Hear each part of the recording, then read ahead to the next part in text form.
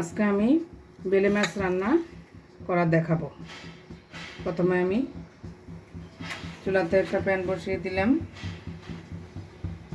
পরিমাণ মতো তেল দিচ্ছি, দিয়ে দিলাম পেঁয়াজ কুচি। এখন আমি এগুলোকে একটু ভেজে নিচ্ছি। পেঁয়াজ ভাজা হয়ে গিয়েছে, আমি একটু পানি দিয়ে দিচ্ছি। একে একে আমি মশলা দিয়ে দিব। 1.5 চামচ মরিচের গুঁড়া দিয়ে দিলাম, 1/2 চামচের মতো হলুদের গুঁড়া দিলাম, 1 চামচের মতো ধনিয়ার গুঁড়া দিলাম, সামান্য পরিমাণ লবণ দিব।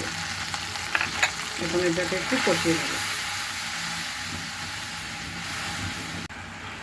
কষানো হয়ে গিয়েছে, এখন আমি মাছগুলো দিয়ে দিচ্ছি।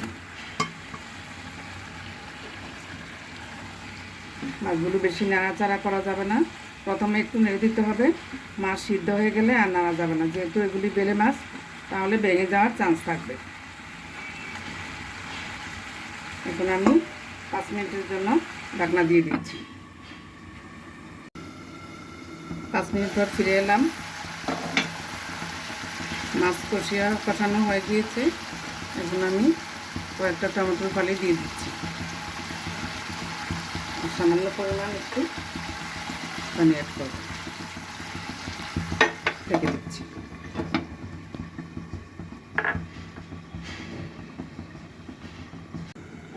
পাঁচ মিনিট পর ফিরে এলাম। আমি একটু ধনিয়া পাতা দিয়ে দিচ্ছি। এখন আমি এটাকে একটু ঝুলিয়ে ঝুলিয়ে দেব, নাড়া দিব না। 2 মিনিটের জন্য ঢেকে দিলাম।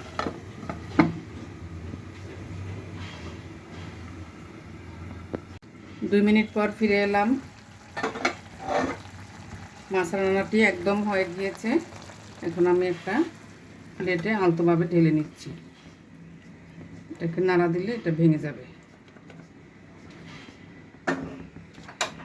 তৈরি হয়ে গেল আমাদের টমেটো দিয়ে বেলে মাছ রান্না।